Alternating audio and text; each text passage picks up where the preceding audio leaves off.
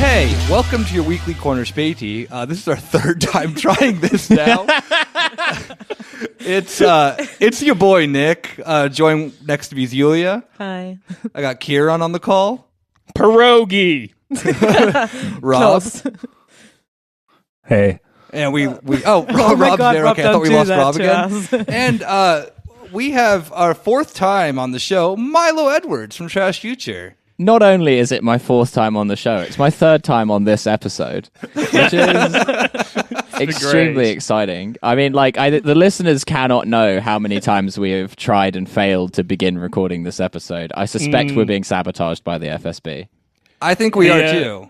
And the real horror of all of this is Milo has a setup of podcast recording similar to that of The Prestige, where a version of Milo is cloned and then dies in between every recording. And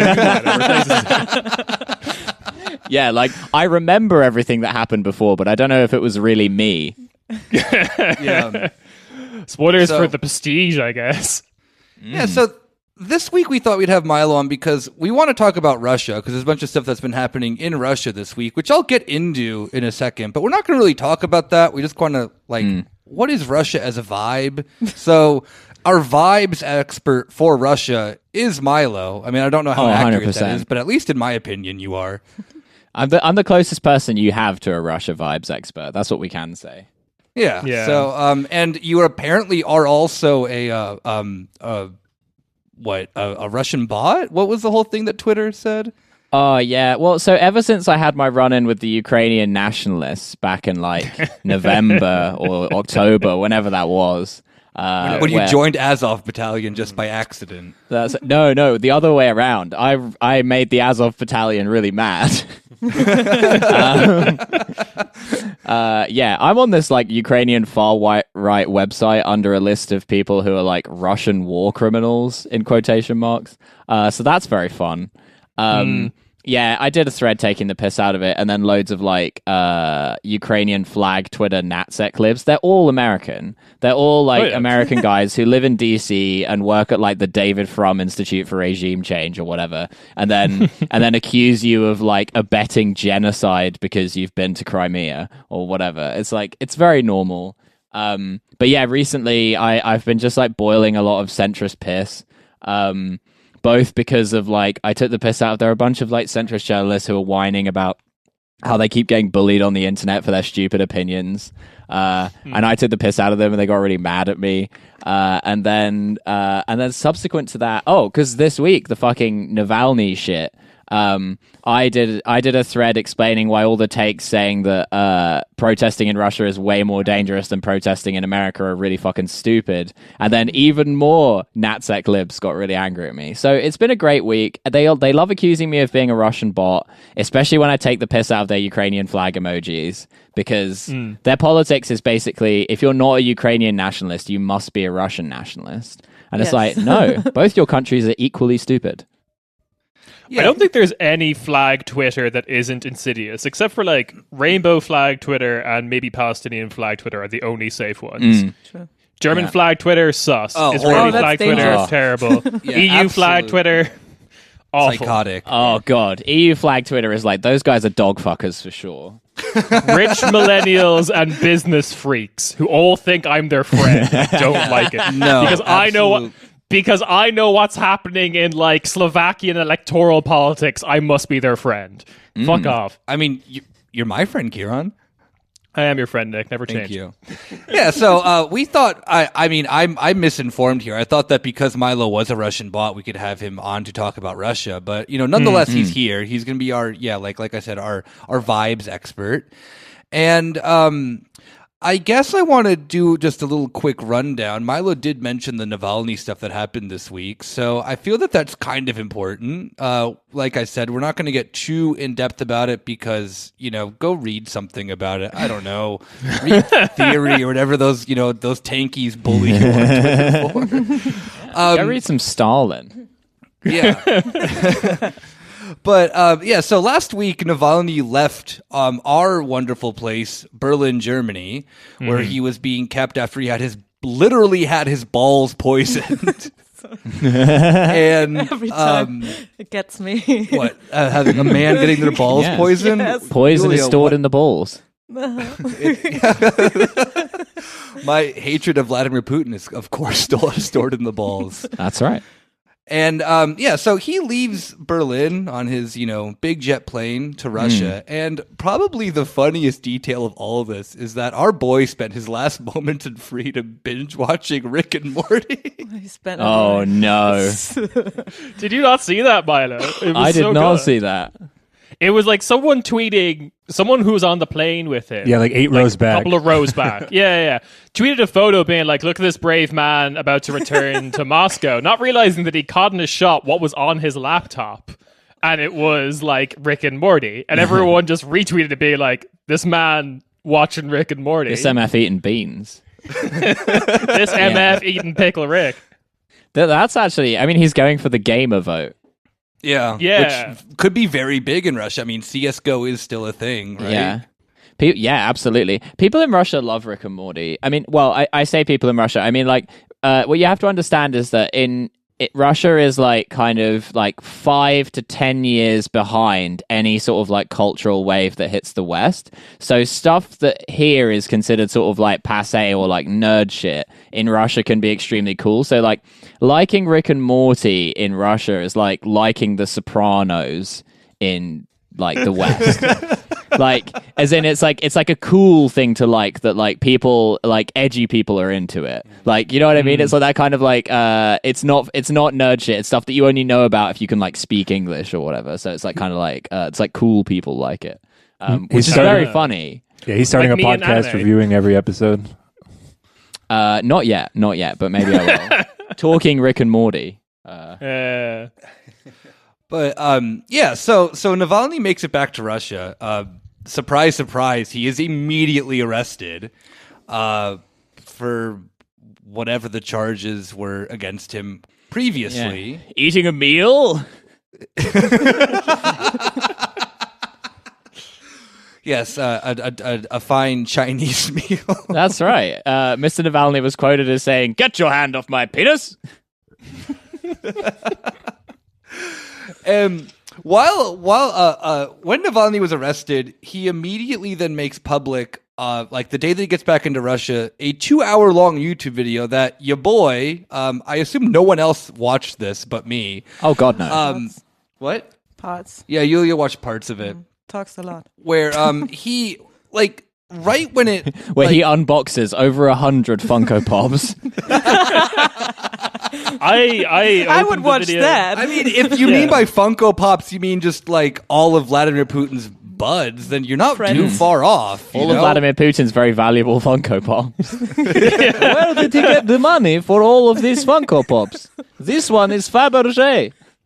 Hey, YouTube fan, it's me, your boy Navalny, and I am unboxing a Black Sea hotel that's owned by 3 people. That's right. Yeah, Two of whom are dead.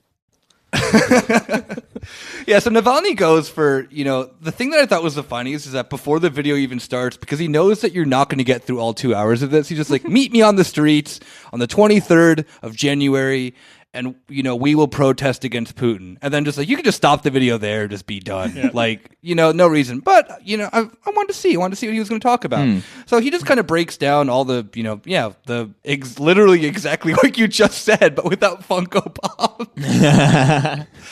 Of Putin has this like slush fund and he has all this money coming from every industry in Russia and how all the billionaires and everyone that he knew from Not all the billionaires. not all the billionaires, Nah, just there's like some anyway. his billionaires. Only his. Yeah, his friends from St. Petersburg, his the crew. Petersky clan and what's it called? Silaviki.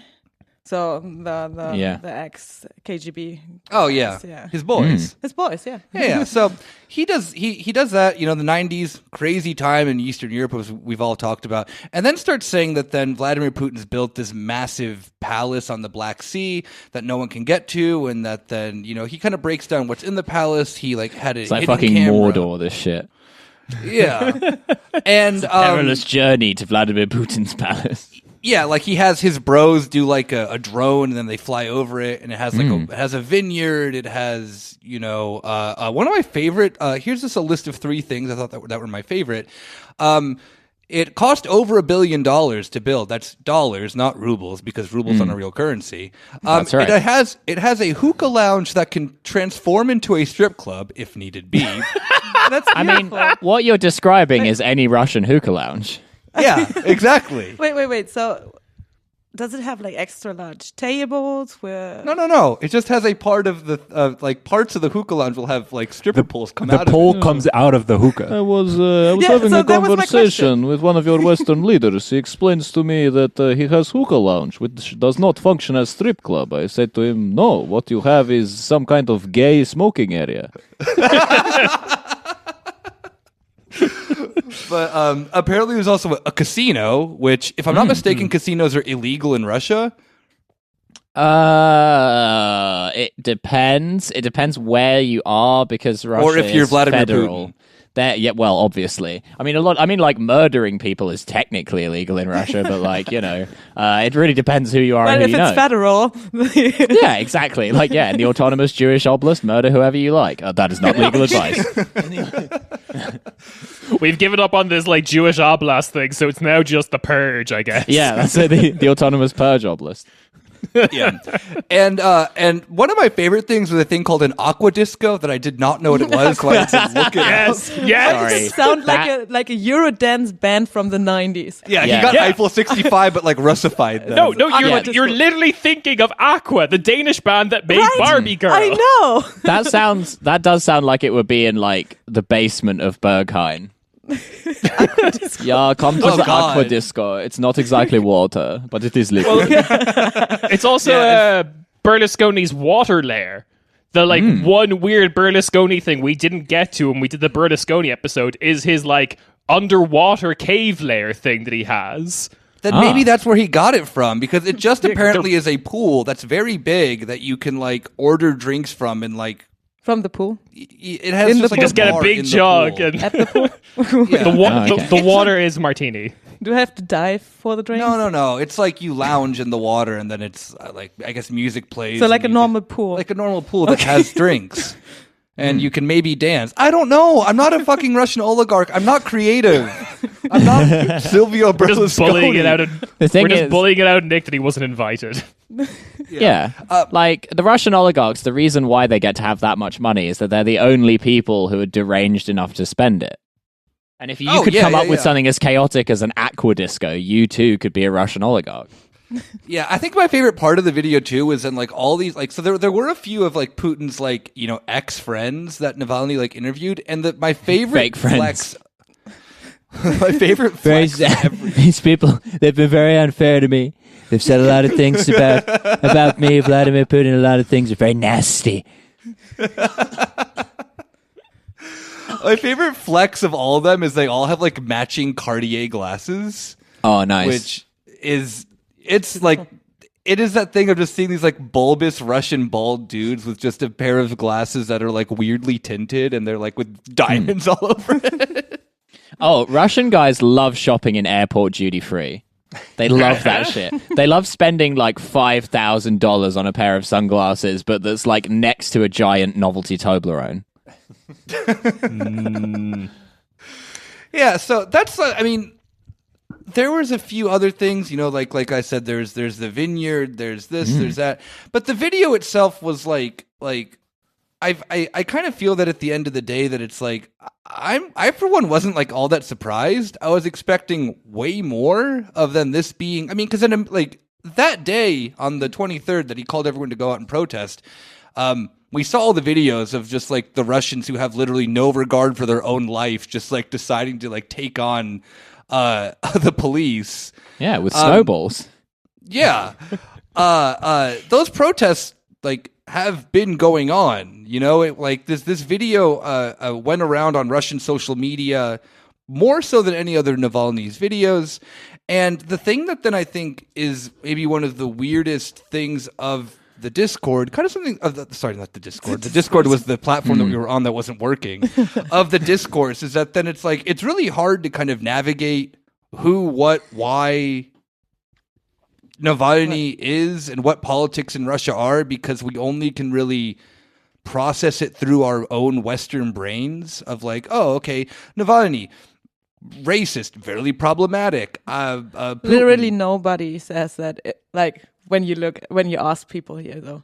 What do you mean? Like nobody says that. No, everyone's a big fan of Navalny. Yeah, because they're just like, oh, well, he's not Putin, so it's exactly. like, yeah, but it's like, and then. You have very small Western brain. You struggle to understand extremely complex Russian politics, which are to do with which guy has shirt. Yeah, so like my first reaction after watching this video though was I messaged Milo and it was like, hey, like I ruined my brain on this. Have you seen this? And Milo's like, why would you do that to yourself? But it's like, I mean, Navalny is a lot like Jeff Tiedrick. In the sense that, like, he's just in Vladimir Putin's mentions, just saying, like, yeah, but you stole all this money all the time. And it's like, yeah, everyone already knows that. Like, you either like Putin or you don't, but no one thinks that he didn't steal all that money. Like, the people who like Putin know he stole the money and they don't care. So it's like it's like kind of like, yeah, Navalny's right about this stuff, but also, like, evidently no one cares. Or, like, the amount of people that care hasn't reached the critical mass that it matters. Yeah. Yeah. So Oh, go on, Karen. So I'm kind of curious. Is like we did see footage that of people like supposedly taking to the street and the snowballs and the police officers that I saw you sharing, Milo, and stuff. Oh yeah. Is it kind of your assessment that these people were already Navalny fans, or like were broadly in agreement with Navalny's points? You don't think he's basically converted anyone? I mean, I think that generally speaking, his support base is growing and has been growing in the last kind of I don't know, like 5 or 6 years. I mean, they murdered Nemtsov in what, 2013, 2014? Allegedly. Yeah, I just said they. I didn't say who did it. It was the Saudis, of course. Yeah, that's right. Always the Saudis. Nemtsov moonwalked off that bridge. Yeah, some grey wolves murdered Boris Nemtsov. Well, you know, what's really funny about the murder of Boris Nemtsov is that they caught the two guys who actually physically did it, who were these two guys who'd been discharged from the Chechen Special Forces like literally 2 days before. And which is very normal to just immediately get out of the Chechen Special Forces and then off your own back commit a highly politicized murder, something which happens all the time. And the Moscow police arrested them like with the gun, and then the Chechen government persuaded the Moscow MVD to send them back to Chechnya for trial, and the Chechen government was like, "We'll get to the bottom of this." Like, yeah, those guys fucking disappeared.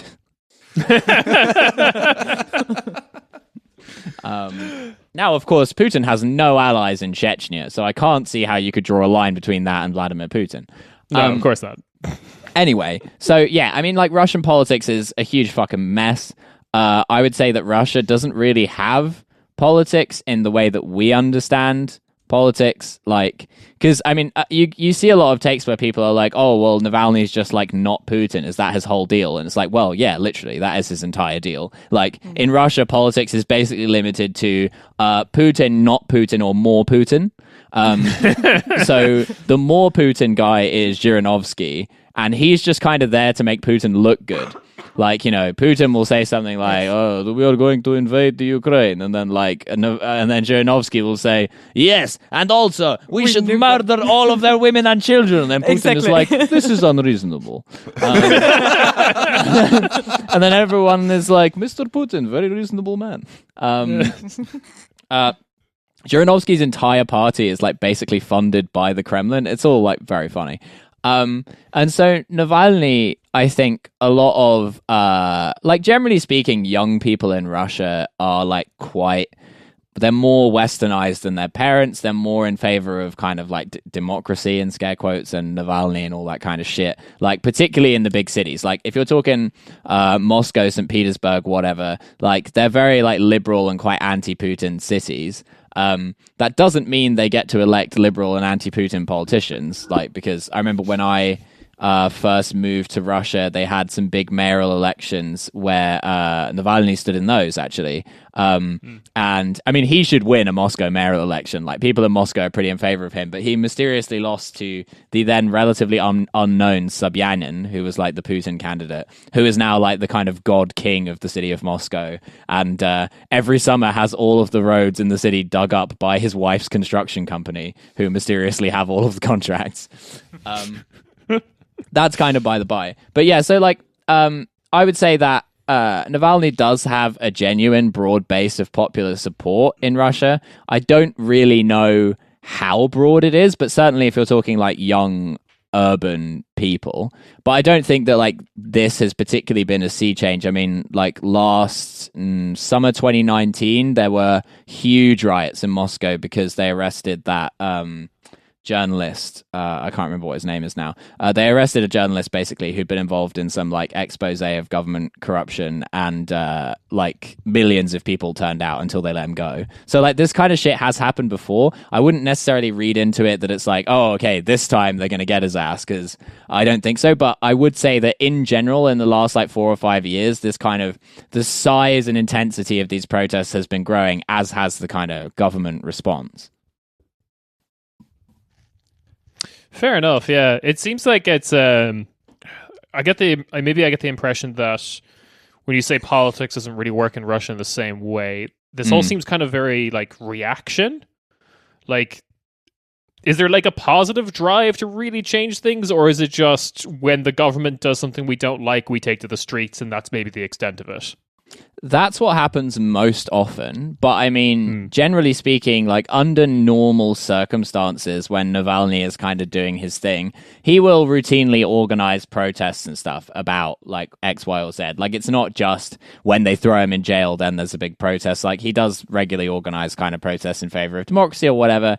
They'll organize lots of things around elections, obviously. Because, you know, the elections inevitably get rigged, and like kind of it's what's very funny about the way Russians rig elections is that they don't really bother hiding it. Like, I remember it was in 2018 they had some elections, which was just when I was leaving, and they did this thing. They were like, these elections will be most free and fair elections we have ever had. There will be camera in every polling station. And like, pretty much in every polling station, they had positioned things in front of the camera so that you couldn't see what was going on. And in the ones where they hadn't, you just saw these like old women in like Yedina Rossiya bibs just like fucking stuffing ballots into ballot boxes. Sick. Just like, I heard reports of that 2018 election of just like rural Russian people being like given bags of rice to vote certain ways and things like that. I don't know how true that is. That seems very. It wouldn't entirely surprise me. I don't know if that's true or not. But like, yeah, I mean, the thing is though, and I would often say this about Russian elections, and I think like the referendum in Crimea is probably a good example of this, which is that like a lot of the time, Putin can win an election on his own, off his own back. Like, he doesn't really need to rig these elections a lot of the time because, like, he is genuinely popular. It's a bit like, I think, in a lot of the ways, it kind of maps onto Trump in the sense that I think, like, liberals underestimate Putin, and they assume that he's like this big bad guy, like kind of Dracula figure who everyone hates. But that's not really the case. I mean, like, he might be a very bad dude, but he is quite popular with like a vast swathe of the population. Whether it's like over 50%, I don't know. But like, you meet a fuck of a lot of people in Russia who fucking love Vladimir Putin. And so like in a lot of places, Putin will just be the most popular candidate. And I think that referendum in Crimea was a good example in the sense that I reckon they probably did rig it, but I don't reckon they necessarily needed to. Like, generally speaking, in Crimea, there probably was a majority of people who consider themselves Russian.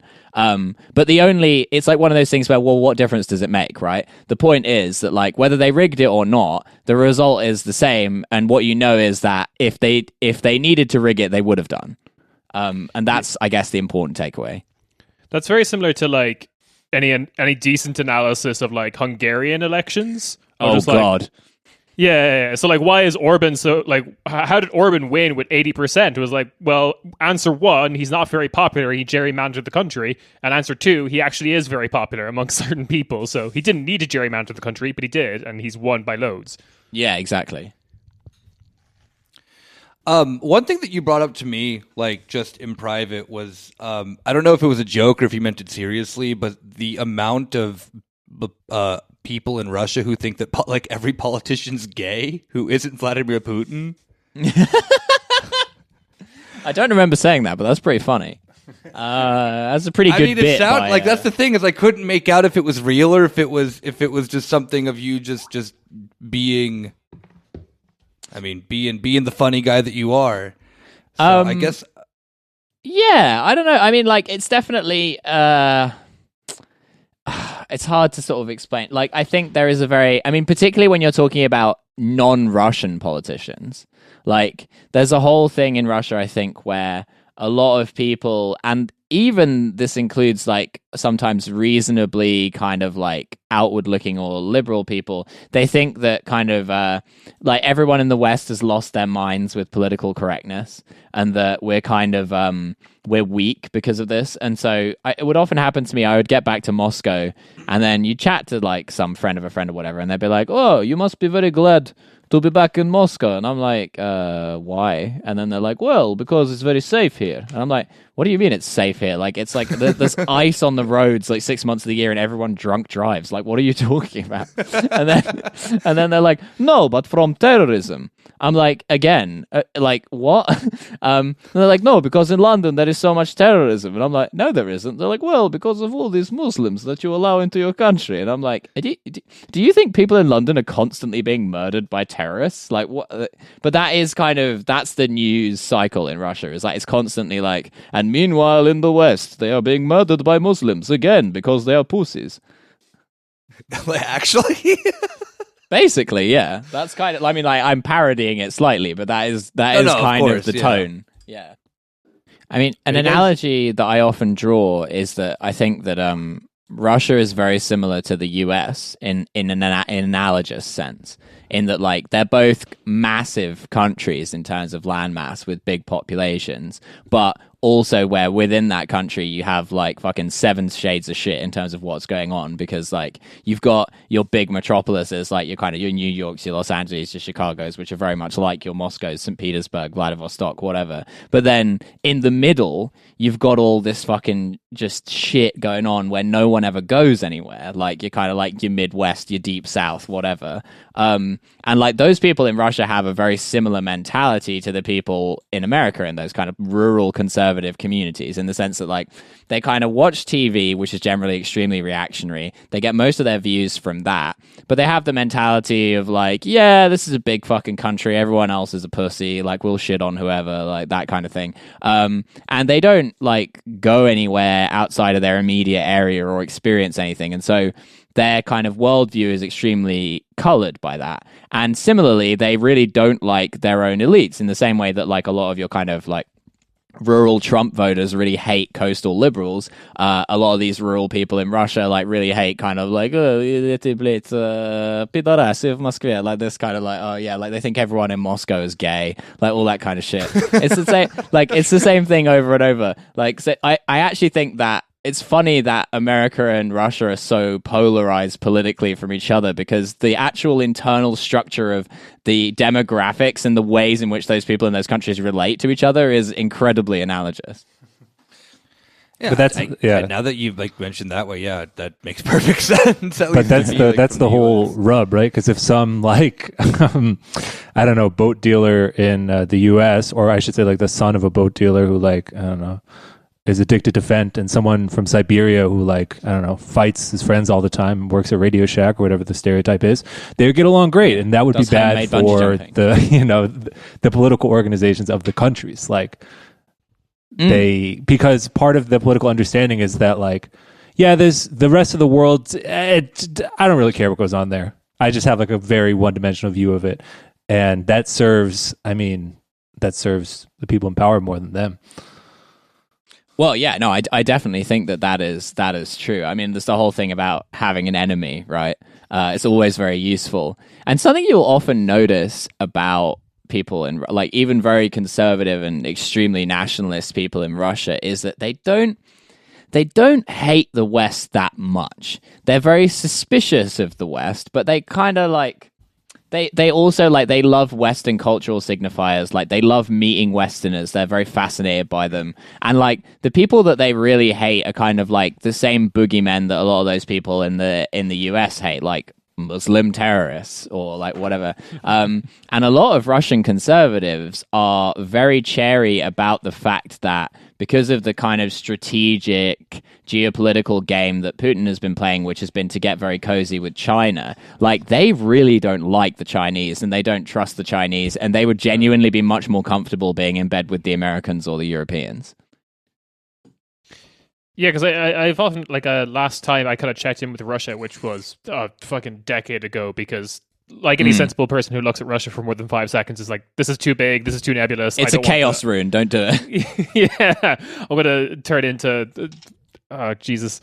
Yeah, it's a horrifying Pandora's box, but, like last I heard these reports of just, like, people in Siberia getting fucking pissed at the Chinese in particular, because they were just selling like Siberian land to like Chinese companies, agricultural and manufacturing, like just for like pennies on the dollar kind of thing.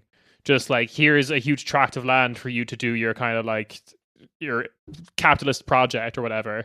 And now I don't know, like China kind of rolling in seems to be this kind of anti-globalization kind of thing to these people. Well, yeah. There's there's so much like kind of Russians are very proud of their huge integral territory, right? Like that's a big thing, because like at this point in modern Russia, like everything kind of sucks dick. You haven't got much else to be excited about other than like, well, it's really big. Like, so they're kind of like, a lot of Russian like right-wingers are very anxious about any Russian territory being lost, including to the point where on the Russian podcast we started joking about, we were like, what is like the shittiest town you could go to? And we found there's this town called Khasan, which is on the border with North Korea. And then we found ourselves on some message board for the town of Khasan, and there were like some local residents who were getting really furious because the border there between North Korea and Russia is a river, and depending on the time of year and the weather, the river can sort of like move in either direction. So sometimes like North Korea gets a little bit bigger and Russia gets a little bit smaller, and people were getting so mad about this. They were like that like geography was stealing part of Russia.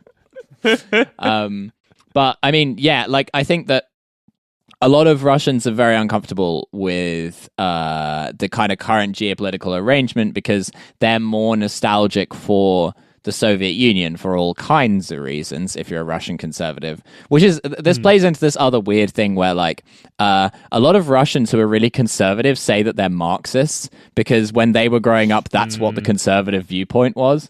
And they're not Marxist doctrinally at all. They just, like, want the Soviet Union back, and that's what they mean. They just want vibes. Yeah, exactly. They want there to be a KGB. That's what's so American too, because it's like I don't know much, but I know that that's when like things were good.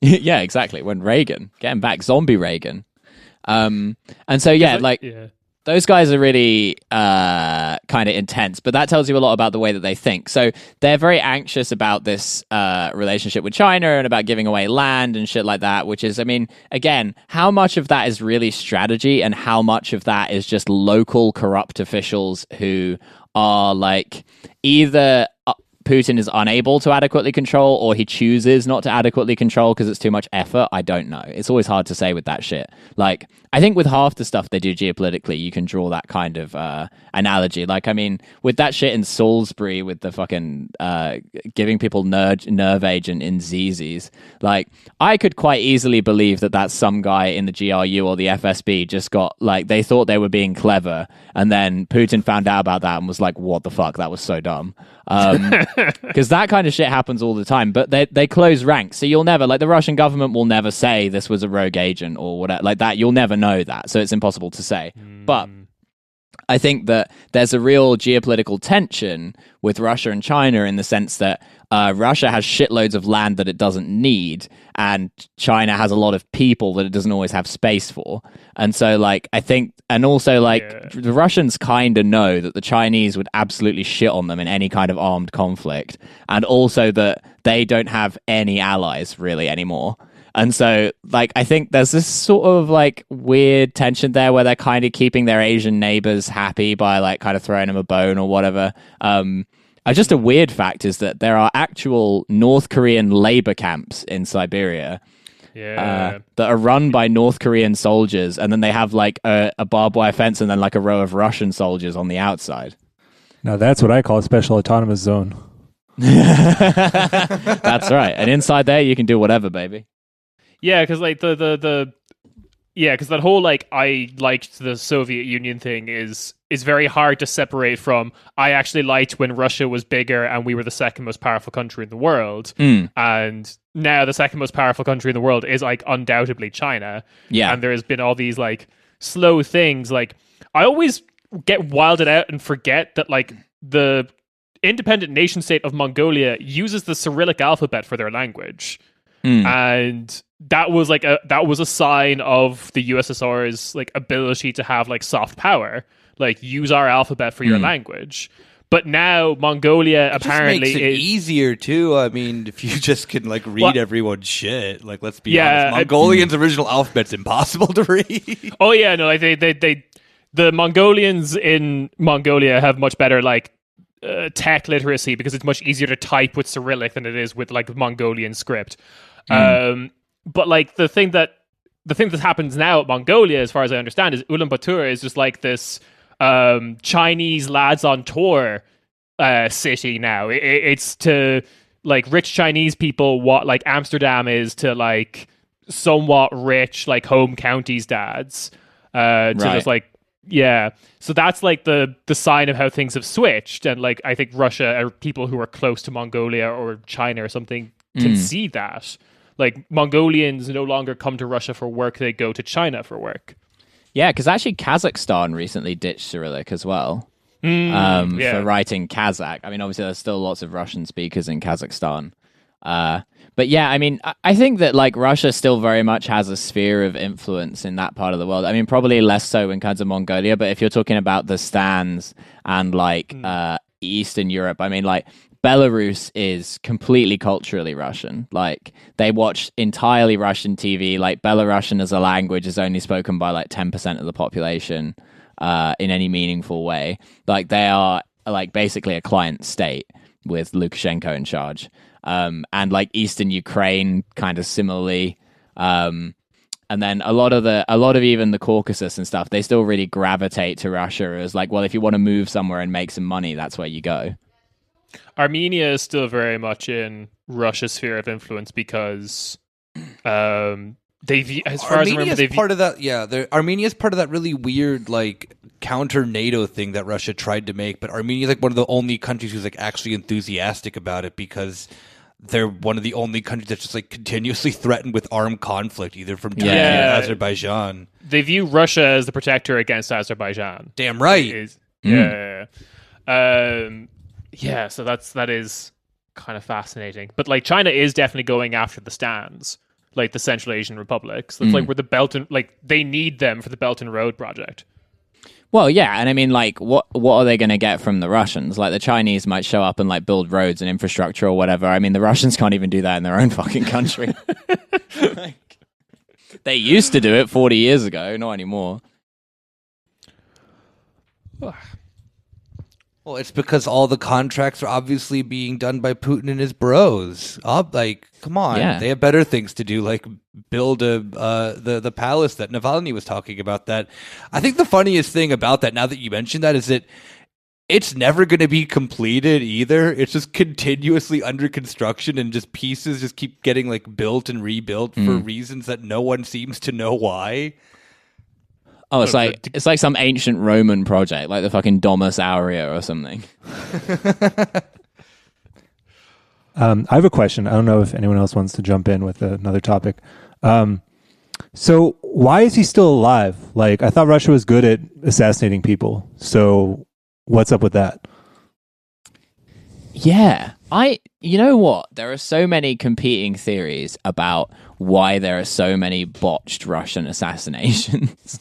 And like there are like when it comes to Navalny, a lot of the reason why people in Russia who are anti-Putin but are Navalny skeptics, a lot of the reasons that they give are because they suspect that he is like in on it. Like they suspect that Navalny not a bad is assumption, just in general. Yeah, exactly. Because, I mean, Russians are very prone to conspiracy theory thinking because they've grown up in Russia, where almost everything is a conspiracy. And so, like, yeah, because they draw basically the same conclusions, which is like, well, if he was really a threat to the Kremlin, like, why isn't he dead or in jail? Or, like, it's kind of, this guy seems like Teflon, you know, like, every time, like, the Kremlin, like, arrests him or roughs him up or whatever, but he's always back at the same shit a week later. And given that they just like shot Nemtsov dead, it seems odd that he kind of acts, I mean, not with impunity, but like they never really hamstring him in any significant way. And I mean, there are a number of possible explanations for that. The first is that they simply don't think they could get away with that, which maybe they couldn't. The second is that they don't believe Navalny is a threat. Like they're like, yeah, whatever, this guy is kind of, it's all theater. And they would probably be right if they thought that. Like, I don't think that he is able to command, like, Russians are so skeptical of the concept of any kind of change. Like, I think you're basically waiting for Putin to die, really, before you're going to see a significant shift there. But, and then the other question is, when they're with this recent assassination attempt on Navalny, is like, who did it and why? And I think that it's like probable that the order came from the top, but you're never going to know. Like, it's quite possible that it came from somewhere in the middle, and once again the top is like, for fuck's sake. And, you know, there's some quiet like head rolling going on in the FSB about that, but you'll never find out.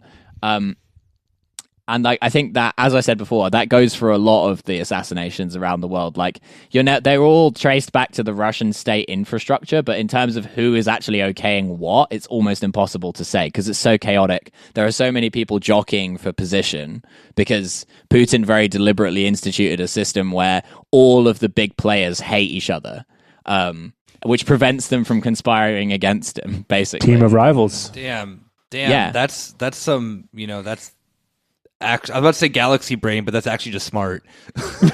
Yeah. It regularly happens in Russia that like people who kind of get in trouble because they've fallen into the sights of someone. I read some story about a woman who had her business stolen by the guy who was in charge of the I think the narcotics police or just the regular Moscow police, something like that, who managed to, like, he put her in jail on some, like, trumped up narcotics charge she ran a chemical company, and they made the chemical that she manufactured illegal for, like, an hour, and then arrested her in that hour, and then made it legal again, and while she was in jail, turned all the ownership of her company over to, like, him and his friends. And she ended up getting released from jail, but only because the head of the FSB, who hated that fucking guy, started investigating it because he wanted to take him down so that he could, like, muscle in on his operation. And so it was like this woman who's like kind of like anti-Putin or whatever, who has this unlikely ally in this like head of the FSB who's like a huge Putin guy, but just happens to hate the guy who was after her. It's like baffling the way it works. You've made like such a network where the logic of the enemy of my enemy is my friend means that everyone's your friend and everyone's your enemy. Exactly, yes.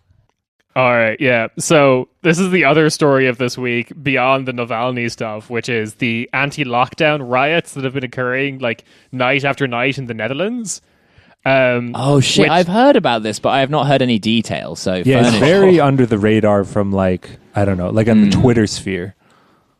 Yeah, it's strange. It's mainly from like my like Dutch comrade friends who are just like, yeah, Dutch Twitter is cursed because no one can decide if this is good or not. So like the riots started when a nighttime curfew was introduced from like 9 p.m. to 4:30 a.m. First one since the Nazi occupation, everyone seems to point out. Yeah. So this is again where cursed Dutch discourse kind of comes into play. We found a way around it. If you go out in blackfish, no one can see you.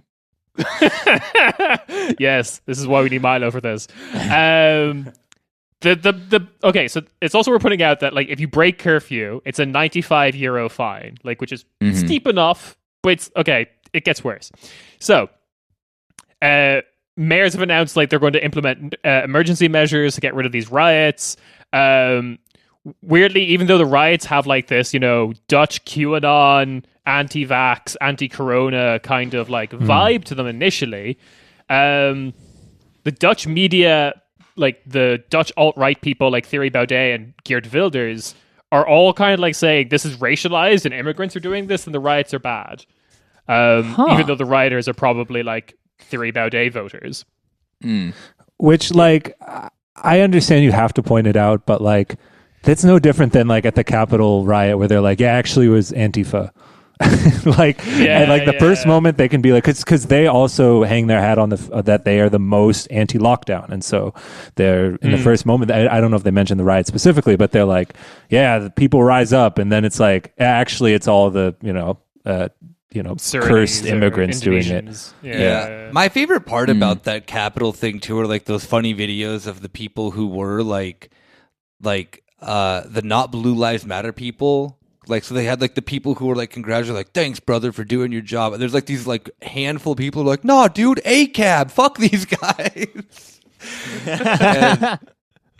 Yeah, it was just that seems like it was like 8 months ago, but what a sweet pearl that happened like still in this month. A guy who was turned ACAB by the Mueller investigation of Trump.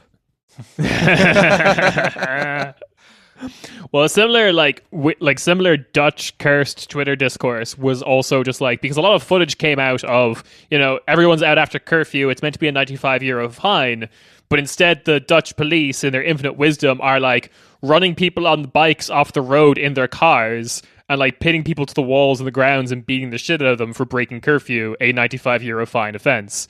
So it's like, but then people are like, oh, the liberal response in the Netherlands is like, oh, they're breaking, it's like the Fauci worship thing of like, oh, they gave that person who was beaten to shit personally gave my grandmother corona kind of thing, and they feel very victimized by it and whatnot. But here is where the shit gets a little off the rails and veers into cursed trash future territory. Okay. Well, we love to see that. Yeah. In Rotterdam and Maastricht, groups of football supporters have offered to keep the peace and form citizens' patrols. Oh, no. Dutch Baz. Dutch. Oh, yeah. It goes even further because stability ate the immigrant Shimpelash. Because it even gets added further that a bunch of Dutch farmers have also joined in the citizens' patrols. No fucking way. Pitchfork guys. Yeah. Pitchfork guys, basically. Or like Dutch farmers, which are basically just landowners. Like landlords whose tenants are like pigs rather than people. So that's basically the vibe. Many of the football clubs around the country had orange vests on, which is like a restricted sold item in the Netherlands, and local authorities and the police are like, we don't know where they're getting the orange like high vis vests from. Okay. Is it just like how where did those missing munitions in Germany go? How did they go missing? Yeah, where did all these like giant rockets in Italy come from? Like, that one I'm actually, we may not actually know, Kieran. We love a big rocket. It looks like a dick. I buried 50,000 orange vests under my parents' car dealership. On Thursday night, we go dig them up. That's right. Me, you, and Beppe Grillo. The various hardcores of various football club fan pages and whatnot on Facebook were like posting messages on the riots to, we hope the police find you before we do. So normal stuff. Because if we find you, we will have no idea what to do, honestly. Like, we're not trained for this. While some officials scrambled to make it clear they didn't support this, some police officers and the mayor of a town called Alkmaar, who used to be the former leader of the Dutch Socialists, the centre-left party, were like, yeah, this is cool and good, actually. The roaming militias of footballers and farmers. Yeah, an unlikely coalition of footballers and farmers. Who'd have thunk it? Yeah. The football clubs in particular, they haven't been able to do anything. Like, they haven't seen their boys. They haven't been able to go yell outside I don't know what they do at the games. Exactly that, Rob. That's you nailed it on the head. Exactly. They've been streaming the inside from Den alone. Haag. They've been in hiding for too long. They're looking. They're scrapping for a scratch. Like, I don't know. Yeah, they're ready to honk some bow. They are. And also, like, general distrust of the police is also occurring right now amongst like every side of the political spectrum in the Netherlands after the slags from Den Haag, the chief of police of The Hague, after all of this, like when the riots started, posted a photo of like some locals had sent in a bouquet of tulips, proud Dutch flower, to say like, oh look, we've got community support, everyone loves the police here. And didn't manage to take down in the background of the photo a giant banner they had in the police offices that said NOS equals fake news. NOS being like the Dutch BBC. Oh, I thought it was like nitrous oxide. Like they're all real big Fast and Furious fans. Yeah. They're all just really into whippets. It's big too. Like if you see the photo, it's like, I don't know, where there'd be like a big team, like where, I don't know, they have all their like, oh, here's the synergy board for today. You know, what are our goals for this week? Just all caps, NOS equals fake news. Cops are so fascinating to me because, like, you know, they are public servants. And as much as we hate cops, like, they're government employees, right? And yet they just do this shit, like, in their fucking, like, office, which is, like, government property. And they just put up stuff like, yeah, we're just going to put this big Nazi mural up in the police station. Like, how do you think you're going to get away with that one? Do you think no one's going to notice that in a government building, like, at some point? I put it into the chat so people can see the lovely picture of tulips. The job, like a key component of the job is that kind of job security. Like, yeah, they can know. Who cares? I mean, they've like in the U.S., they've just been like mask off about it, and in Germany, it's just kind of like the state just turns a massive, blind eye to the, shit that cops get away with here. So I'm pretty sure in the Netherlands, it's no different. Well, sure, like Van der Leyen had that whole job of like inspecting the various like army bases of the Bundeswehr of the German army, and they were just like, no, that's a load-bearing Nazi poster. Oh yeah, Erwin Rommel Barracks, or whatever the fuck it was called, or some shit like that. Yeah, that was unfortunate. They couldn't actually. The Nazis put it up, and then by the time they went to take it down, it had become load-bearing, so they couldn't move it. That's a shame. We'd love to take down this Nazi poster, but unfortunately, if we do, the ceiling will collapse. Yeah. Oh my goodness. Yeah, so that's what's been happening in the Netherlands. Just roaming bands of farmers and like football hardcore people. You hate to see it. Yeah, I don't know. It's interesting because it seems like it's on the downswing. We're recording this Friday night, so maybe by Monday, when you're listening to this, it'll be long gone. The past 2 days didn't have any major events, apparently, but some small things. In Rotterdam, a theater was set on fire 2 days ago. Seems like yesterday nothing really happened.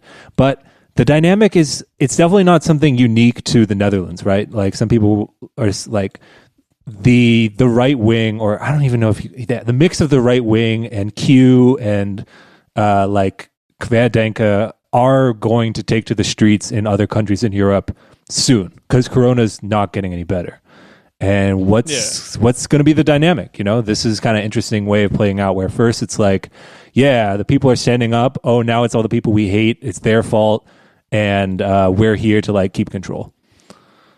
Yeah, I mean, it's interesting, like, from Britain, because I think the British are, like, the laziest people in Europe when it comes to any kind of protest. So, like, I mean, we definitely do have our, like, anti-lockdown wingnuts here, but they tend to be, like, quite establishment people, most of whom have newspaper columns. And, like, we were reading, I think it was Alison Pearson, who is just, like, a fucking, like, the meme of the person sitting on the throne made out of her own brain. Like, that's her. And she wrote this whole column where she was just getting mad about the news. And she was like, yeah, I find it really offensive that the news is always reporting that all these people are dying from coronavirus. Like, we just need to get over it. And it's like, wait, are you like, she wasn't even really saying that it was like lies. She was just saying like, yeah, I don't care. We should reopen everything. 100,000 people are dead. That's fine. They should have died. turn it into traffic accidents, basically. Just don't report about it. It makes me too upset, and it makes me question how society is structured, and I don't like it. No, I like the way society is structured. Stop making me question it. But yeah, like this is the second thing that's been happening in like the Low Countries or whatever that like just went completely unreported, because I think 2 weeks ago on the show we talked about the fact that they like rioters in Brussels set a like Belgian police station on fire. Cool. So like like no one heard about that. Well, I would say it's been reported. It's just I'm not as much into like the Dutch Twitter, but it's not like a big thing blowing up across the European left Twitter. Like, oh, what's going on? It's like, something's really going down. It seems like if you Google it, you can get your share of BBC, Deutsche Welle, Al Jazeera reporting on it. But like, then it just becomes like this background, like people don't read the news. They're just scrolling through their Twitter and seeing what's going on. Yeah. And no one cares about Belgium until the pissing little boy statue gets stolen. Then it will be front page. Well, he shouldn't have been involved in all that shit in the Congo. Out of shot is what he's pissing on. Yeah. Oh, Jesus. Right. That's everything I had on the Netherlands and the general Dutch riots. Coming soon to a country near you. Probably, yeah. Dutch people have an outside influence on like global Q. That's another thing I found out recently. Global Q. That's awesome. On global QAnon shit. Yeah. Yeah, they made some of the documentaries. European elements of QAnon is going to be expect more content about Q in the coming weeks and months. Oh, on our program too. Anyone have anything they want to shout out? Or except Milo. Check out Milo on Twitter and his podcast. Yeah. Please do, yeah. Check out my Twitter. I've got a new podcast called Masters of Our Domain that's about it's like a riff show loosely based around Seinfeld. So if you like Seinfeld or if you hate Seinfeld, either way, it doesn't matter. Listen to that. Wait. What does that mean? Do you talk about the show or do you like build on the characters? Every time we have a guest and we talk about an episode of Seinfeld that we've watched for the show, but it's like we discuss it in like the loosest. The running joke is to see how little we can actually talk about Seinfeld during the podcast. And I think our record so far was like about 10 minutes of an hour and 15-minute show. I'm intrigued. What episodes have you talked about or not talked about? We're doing them in order. So we're up to like season 2 of episodes. Season 2, episode 2 now, I think. Oh, very nice. Yeah. So, listeners of that, check out Milo on Masters of Our Domain. And also check out Trash Future. You probably already know Trash Future. Please do. If you're a Ukrainian nationalist, just have a conversation with Milo. I'm sure he'd love to hear from you. Oh, absolutely. Yeah. At me, DM me. Talk to me about how I'm a war criminal. All great topics of conversation. And with that, we'll see you guys next time. Bye-bye. Absolutely. Bye, Peace. guys.